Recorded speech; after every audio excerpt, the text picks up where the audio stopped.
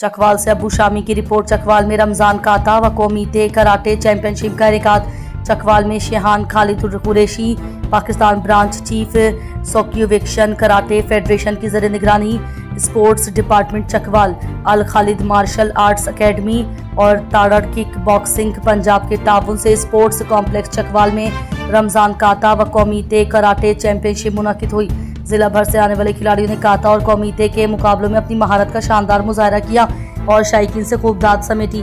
District sports officer Chakwal Chaudhry Aamir Ausaf ने कहा है कि रमजान मुबारक में इस तरह की सेहतमंद सरगर्मियां नौजवानों के लिए निहायत मुफीद हैं। चैंपियनशिप के मेहमानाने खुसूसी में बनारस खान, बहादुर टाउन, शहनशाह चौक, चकवाल शहर, Arshad Mahmood, Homeland production, Malik Kausar, Nadeem Awan, Raja Zeeshan Ali, associate member Chakwal press club और कामरान मंजूर, फाउंडर कामरान एहसास वेलफेयर और दीगर शामिल थे, जिन्होंने खिलाड़ियों की हौसला अफजाई की। इस मौके पर Chaudhary Abid Tarar, general secretary kick boxing association Chakwal ने कहा कि खेल नौजवानों में नज़्म ज़ब्त और मुस्बत सोच को फरोग देते हैं।